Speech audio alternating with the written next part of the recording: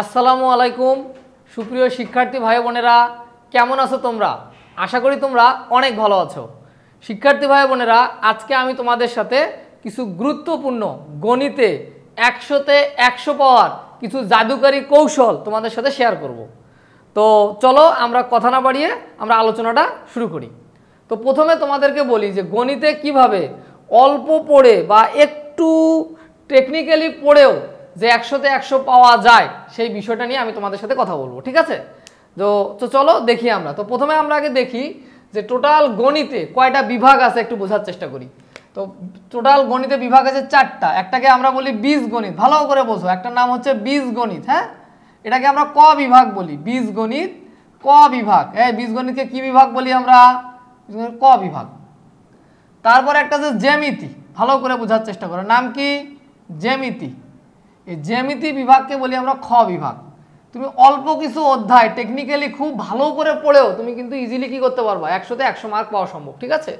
এটা বীজগণিত, এটা বীজগণিত হবে, তাই না? বীজগণিত, এটা হবে বীজগণিত, এটা জ্যামিতি। এরপরে একটা সেকশন আছে যেটাকে আমরা গ বিভাগ বলি। এটা হচ্ছে ত্রিকোণমিতি। ত্রিকোণমিতি ও পরিমিতি। ত্রিকোণমিতি আর কি? এটার নাম হচ্ছে পরিমিতি। তাহলে এটার নাম হচ্ছে ত্রিকোণমিতি ও পরিমিতি। এটাকে আমরা বলি গ বিভাগ। কি বিভাগ বলি বলো? এটার নাম হচ্ছে কিন্তু গ বিভাগ, ভাইয়া, বুঝছো? আর একটার নাম হচ্ছে পরিসংখ্যান। পরিসংখ্যান, পরিসংখ্যান, তো এটাকে আমরা বলতেছি ঘ বিভাগ। তো বিভাগ কয়টা পাইলাম বলো? এখানে গণিতে আমরা টোটাল বিভাগ পাচ্ছি কিন্তু 4টা। একটা হচ্ছে ক বিভাগ, গ বিভাগ, গ এবং ঘ। 4 বিভাগ থেকে আমাদের টোটাল 11টা সিকিউ পরীক্ষাতে আসে। একটা হচ্ছে এখান থেকে, এই সেকশন থেকে আসে 3টা সিকিউ, এই এর থেকে আসে 3টা সিকিউ, গ বিভাগ থেকেও আসবে 3টা সিকিউ এবং ঘ বিভাগ থেকে আসবে 2টা সিকিউ। টোটাল যে আমাদের সৃজনশীল বা সিকিউ বলতেছি সেইটা আসবে হচ্ছে টোটাল, বলো টোটাল কতটা? আমি তোমাদেরকে সেই ট্রিক্সগুলো শেখাবো যে কিভাবে আমরা মাঝারি মানের প্রিপারেশন নিয়েও আমরা কিন্তু ইজিলি 70-এর মধ্যে 70 মার্কে পাইতে পারি এবং সবগুলো অধ্যায় না পড়েও। তো সেটা হচ্ছে টোটাল সিকিউ আসবে 11টি। এর মধ্যে আমাদের পরীক্ষাতে অ্যান্সার করতে হবে কয়টা বলো তো? টোটাল সিকিউ আসবে 11টা, অ্যান্সার করতে হবে 60টা। প্রত্যেকটা সিকিউর মার্ক কত করে? 10 করে। তাহলে আমার 70 মার্কের সিকিউ চলে আসবে। তো এইটা লেখার জন্য যে সময়, আমাদের যে সময় লাগবে সেই সময়টা কিন্তু হচ্ছে 2 ঘন্টা 30 মিনিট আমাদের জন্য বরাদ্দ, ঠিক আছে? তাহলে এই 2 ঘন্টা 30 মিনিটের মধ্যে আমার 60টা সিকিউ কি করতে হবে? সমাধান করতে হবে। তো সিকিউগুলো আসলে কিভাবে ডিজাইন করা থাকে, তো আমরা যদি এই ক বিভাগ থেকে অ্যান্সার করতে হয় 2টা, ভালো করে দেখো। খ বিভাগ থেকে অ্যান্সার করতে হয় 2টা, গ বিভাগ থেকেও 2টা অ্যান্সার করতে হয় এবং ঘ বিভাগ থেকে একটা অ্যান্সার করতে হয়। তো এই যে দেখো 2, 4, 6 এবং 7, এই টোটাল আমাদের 60টা কিন্তু তোমার হচ্ছে সৃজনশীল সমাধান করতে হয়, ঠিক আছে? তো আমি আজকে তোমাদেরকে দেখাবো যে কিভাবে তোমরা যদি একটু ট্রিক্স খাটায়া সবগুলো অধ্যায়, তোমাদের বই আছে টোটাল 17টা অধ্যায়, 17টা অধ্যায় না পড়েও অল্প কিছু অধ্যায় বাদ দিয়েও তারপরেও গণিতে 100তে 100 মার্ক তুমি পাইতে পারো, সেই টেকনিকটা আমি তোমাদের সাথে এখন কিন্তু শেয়ার করব। তো চলো আমরা দেখি। তো আমাদের টোটাল অধ্যায় যে অধ্যায়গুলো আছে সেগুলো একটু যদি দেখার চেষ্টা করি। দেখো ভাইয়া, তো টোটাল আমাদের বীজগণিতের যে অধ্যায়গুলো আছে সেটা হচ্ছে 1, চ্যাপ্টার 2, 3, 4, 5, 11, 12 এবং 13। এই অধ্যায়গুলো হচ্ছে আমাদের মূলত কিন্তু বীজগণিতের অধ্যায়, তাই না? এই অধ্যায়গুলো হচ্ছে আমাদের টোটাল বীজগণিতের অধ্যায় ক বিভাগ থেকে। খ বিভাগ থেকে 6, 7, 8, 14 এবং 15 চ্যাপ্টার। এই কয়টা চ্যাপ্টার হচ্ছে আমাদের কিন্তু জ্যামিতি অংশ থেকে আসে। এরপর পরিমিতির ক্ষেত্রে হচ্ছে আমাদের চ্যাপ্টার 9, 10 এবং পরিমিতির ক্ষেত্রে 16। ত্রিকোণমিতি 9, 10 হচ্ছে ত্রিকোণমিতি, 9, 10 হচ্ছে আমাদের ত্রিকোণমিতি, আর 16টা হচ্ছে আমাদের কি? পরিমিতি। আর ঘ বিভাগ থেকে যে অধ্যায়গুলো আসে সেগুলো যদি দেখো, পরিসংখ্যান 17 নম্বর চ্যাপ্টার, এটা পড়লেই আমাদের কমন পড়ে যাবে 17 নম্বর চ্যাপ্টার। তাহলে আমি তোমাদেরকে বলবো যে এই যে 17টা চ্যাপ্টার আছে তুমি কি সবগুলো পড়বা? তুমি একটু যদি ট্রিক্স করে 10 থেকে 11টা অধ্যায় পড়তে পারো, তাহলে তুমি 70-এর মধ্যে 70 মার্ক কিন্তু সিকিউ পেয়ে যাবে। আর এমসিকিউ এর ক্ষেত্রে তোমাকে সব অধ্যায় সম্পর্কে আইডিয়া রাখতে হবে। ঠিক আছে ভাইয়া? তো চলো আমরা আগে দেখি যে কিভাবে তুমি সিকিউগুলো সমাধান করতে পারো।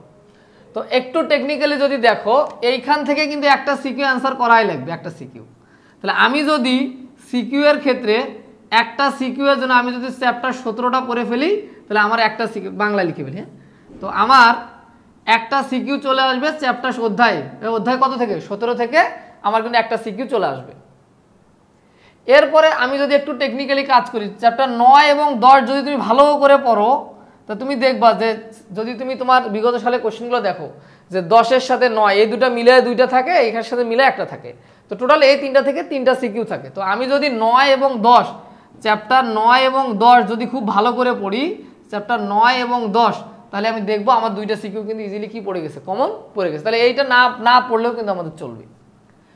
আর এইখানে জ্যামিতির ক্ষেত্রে চ্যাপ্টার 14 এবং চ্যাপ্টার 15 আমরা যদি এগুলো নাও পড়ি, তাহলে 6, 7, 8 এই কটা চ্যাপ্টারে যদি সিকিউগুলো আমরা সুন্দরভাবে সমাধান করতে পারি, বিগত সালে আসা এবং বিভিন্ন তোমার হচ্ছে স্কুলের টেস্ট পেপারের প্রশ্নগুলো যদি আমরা হেভি সমাধান করতে পারি, সুন্দরভাবে সমাধান করতে পারি, তাহলে ইজিলি আমার এখান থেকে কিন্তু 2টা সিকিউ কমন চলে আসবে। তাহলে এখান থেকেও কিন্তু আমি কটা সিকিউ কমন পাচ্ছি বলো তো? এখান থেকে আমি কিন্তু 2টা সিকিউ কমন পাচ্ছি। তাহলে আমি বলতে পারবো যে আরও 2টা সিকিউ পাচ্ছি চ্যাপ্টার 6, 7 এবং 8 সমাধান করে। তাহলে 6, 7, 8 সমাধান করে তুমি আরও কটা কমন পাচ্ছ বলো? তুমি আরও কিন্তু 2টা সিকিউ কমন পাচ্ছ। তারপর দেখো ভাইয়া, এবার বীজগণিতে আসি। বীজগণিতটাতে একটু যত ঝামেলা, এই বীজগণিতে অ্যান্সার করা হচ্ছে যত ঝামেলা। তো দেখো আমরা চ্যাপ্টার 1 সিকিউ এর জন্য বাদ দিব, চ্যাপ্টার 5 বাদ দিব এবং চ্যাপ্টার 12 বাদ দিব। এই কটা অধ্যায় যদি আমরা বাদও দেই, তাও আমাদের কিন্তু 2টা সিকিউ ইজিলি কমন পড়ে যাবে। তো অলরেডি দেখো 17, 3 আর 3, 6টা অধ্যায় পড়লেই আমার কিন্তু 5টা সিকিউ কমন পড়ে যাচ্ছে। 7টা সিকিউর মধ্যে আমি যদি এই মাত্র 5টা অধ্যায় পড়ি, 6টা অধ্যায় পড়ি, তাহলে আমার কিন্তু তোমার হচ্ছে 5টা সিকিউ কমন পড়ে যাচ্ছে। ঠিক আছে? তো এখন বীজগণিতের ব্যাপারটা বলি। চ্যাপ্টার 2, 3, 4, 11 এবং 13 এই কটা অধ্যায়ের মধ্যে তুমি যদি ভাই প্রথম 3টা অধ্যায় ভালো করে পড়ো আর চ্যাপ্টার 11 যদি পড়ো, এই কটা অধ্যায় যদি পড়ো, তাহলে আমি আশা করতে পারি যে তোমার আরও 2টা সিকিউ কিন্তু কমন পড়ে যাবে। তো বলি দেই, তা আরও 2টা সিকিউ কমন পড়তে গেলে চ্যাপ্টার 2, 3, 4, 11 এই কটা অধ্যায় তুমি যদি ভালো মতো পড়ো, তাহলে ইনশাআল্লাহ তোমার ফুল সিকিউ কমন পড়ে যাবে। অর্থাৎ সিকিউ এর জন্য যে আমাদের 70 মার্ক, 70 মার্ক, এটা কিন্তু ইজিলি তুমি কি পেয়ে যাচ্ছ, কমন পেয়ে যাচ্ছ। তাহলে এই যে মাঝারি মানের প্রিপারেশন নিয়েও তুমি যে 100তে 100 পাইতে পারো সবগুলো অধ্যায় না পড়েও, তাহলে তুমি কিন্তু 70টা কিন্তু মার্ক কিন্তু পেয়ে গেলা।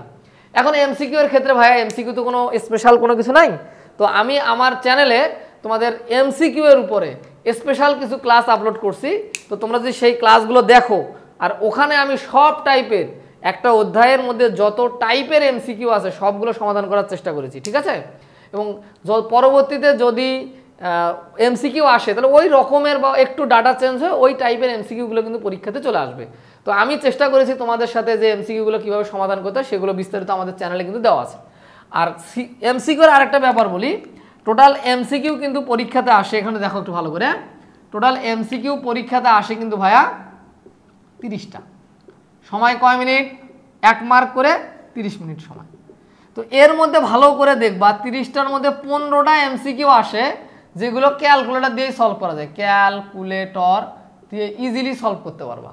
তো আমি আমার চ্যানেলে, তোমাদের গ্রিন অনলাইন স্কুল যে চ্যানেলটা আছে, এখানে তোমরা ভালো করে একটু খেয়াল করে দেখবা, এখানে ক্যালকুলেটর হ্যাকস নামে কিন্তু আমাদের একটা স্পেশাল 3টা ক্লাস দেওয়া আছে। তো তুমি যদি এগুলো দেখো, তাহলে এগুলো ক্যালকুলেটরের সাহায্যেই তুমি ইজিলি অনেকগুলো এমসিকিউ কিন্তু কি করতে পারবা, সমাধান করতে পারবা।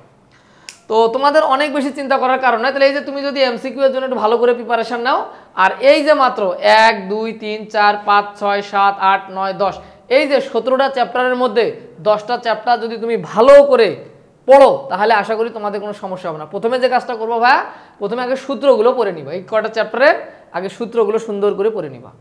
সূত্র পড়ার পর বই থেকে যে ইম্পর্টেন্ট অঙ্কগুলো আছে সেগুলো সমাধান করবা। তারপর বিগত সালে আসা প্রশ্ন এবং বিভিন্ন স্কুলের যে টেস্ট পেপার থেকে যে স্কুলের কিগুলো তেনা পেঁচানো কিছু কোশ্চেন থাকে, ওই তেনা পেঁচানো কোশ্চেনগুলো প্লাস, কারণ এই চ্যাপ্টার থেকে তো তুমি তো এর বাইরে আর বেশি পড়তেছো না, তাহলে এই অধ্যায়গুলো যত রকমের কোশ্চেন হইতে পারে তুমি সেগুলোর যদি গবেষণা করো, ইনশাআল্লাহ আল্লাহ যদি তোমাদের পক্ষে সহায় হয় তাহলে অবশ্যই তুমি সিকিউ 70 পাবা এবং এমসিকিউ 30-এর ক্ষেত্রে 30ই পাওয়ার সম্ভাবনা আছে। তো আমি আর একটা ক্লাসে তোমাদের সাথে আরও কিছু বিষয় নিয়ে আলোচনা করব, তো যেখানে তোমরা কিভাবে এমসিকিউতে 30-এ 30 পেতে পারো সেটা নিয়ে আমি আরও পরবর্তীতে বিস্তারিত আলোচনা করব। তো আশা করি তোমরা এই অধ্যায়গুলো যদি খুব মনোযোগ দিয়ে পড়ো তাহলে তোমাদের মার্ক পেতে কোনো সমস্যা হওয়ার কথা না। তো ভালো থাকো সবাই, ধন্যবাদ সবাইকে, আল্লাহ হাফেজ।